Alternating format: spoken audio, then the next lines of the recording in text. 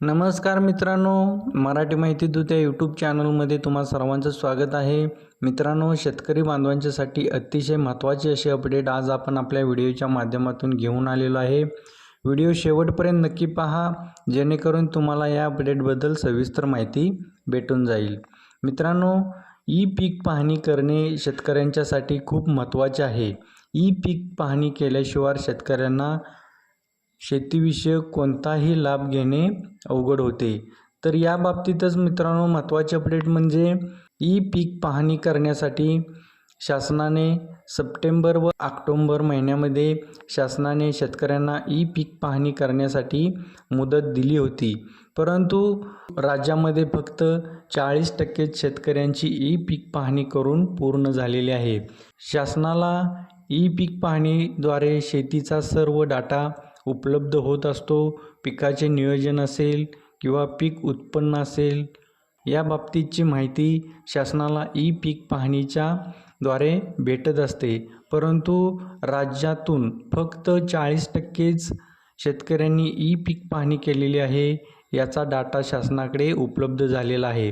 त्यामुळे शासनाला इथून पुढचे जे काही आर्थिक गणित असेल ते करणे अवघड झालेलं आहे.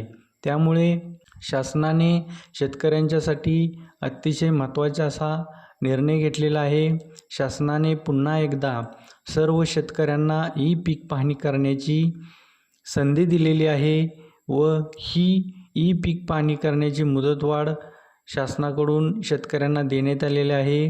मित्रांनो, आता शेतकऱ्यांना 30 नोव्हेंबरपर्यंत आपली राहिलेली पीक पाहणी पूर्ण करून घेता येणार आहे. त्यासाठी मित्रांनो, जे शेतकरी ई पीक पाहणीपासून वंचित राहिले होते, अशा सर्व शेतकऱ्यांनी आपली ई पीक पाहणी 30 नोव्हेंबरपर्यंत पूर्ण करून घ्यायची आहे. शासनाने त्यासाठी प्रत्येक गावामध्ये ई पीक पाहणी मदतनीस देखील याची नेमणूक केलेली आहे. तुम्ही त्यांच्या सहाय्याने ई पीक पाहणी करून घेऊ शकता किंवा तुम्ही स्वतः देखील मोबाईलवरून ई पीक पाहणी करून घेऊ शकता. मित्रांनो, तुम्ही जर ई पीक पाहणी केली नाही तर तुम्हाला शासनाकडून मिळणाऱ्या हमीभाव योजना असेल त्याचा लाभ घेता येणार नाही किंवा तुमच्या शेतामध्ये पिकाचे नुकसान झाल्यानंतर तुम्हाला पीक विमा मिळणार नाही. शासनाकडून पीक नुकसान भरपाई मिळणार नाही. तुमच्या शेतामध्ये जर जनावरांनी नुकसान केल्यानंतर तुम्हाला वन विभाग असेल किंवा कृषी विभाग असेल यांच्याकडून नुकसान भरपाई मिळते. ती तुम्हाला ई पीक पाहणी नसल्यामुळे मिळू शकणार नाही. ई पीक पाहणीद्वारे तुम्हाला तुमच्या शेतामध्ये कोणते पीक आहे याची नोंद 7/12वरती येते व ती शासन दरबारी नोंद झाल्यामुळे तुम्हाला त्या गटामध्ये असणाऱ्या त्या पिकाची नुकसान भरपाई भेटत असते. त्यामुळे सर्व शेतकऱ्यांनी आपल्या पिकाची नोंद अद्ययावत करणे गरजेचे आहे. पीक पाहणी करणे गरजेचे आहे. तुम्हाला जर ई पीक पाहणी करणे जमत नसेल तर प्रत्येक गावामध्ये शासनाने ई पीक पाहणी करण्यासाठी मदतनीसची नेमणूक केलेली आहे.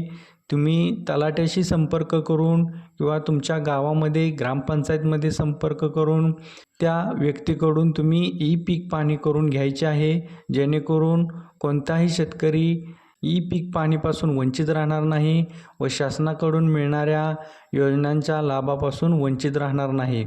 तर शेतकऱ्यांच्यासाठी खरंच शासनाने खूप मोठी अशी संधी निर्माण करून दिलेली आहे. या संधीचा फायदा घेऊन जे शेतकरी ई पीक पाहणीपासून वंचित राहिलेले आहेत, अशा सर्व शेतकऱ्यांनी 30 नोव्हेंबरपर्यंत आपली ई पीक पाहणी करून घ्यायची आहे. तर मित्रांनो, अतिशय महत्त्वाचे असे अपडेट आज आपण आपल्या व्हिडिओच्या माध्यमातून घेऊन आलेलो आहे. मित्रांनो, हा व्हिडिओ जास्तीत जास्त आपल्या शेतकरी बांधवांना शेअर करा. त्यांना देखील या अपडेटबद्दल माहिती मिळेल व जे आपले शेतकरी बांधव ई पीक पाहणी करण्यापासून वंचित राहिलेले होते त्यांना या गोष्टीची माहिती मिळून जाईल व ते आपली राहिलेली ई पीक पाहणी पूर्ण करतील. चला तर मग मित्रांनो, भेटूया पुढील नवीन व्हिडिओमध्ये अशीच एक महत्त्वाची नवीन अपडेट घेऊन.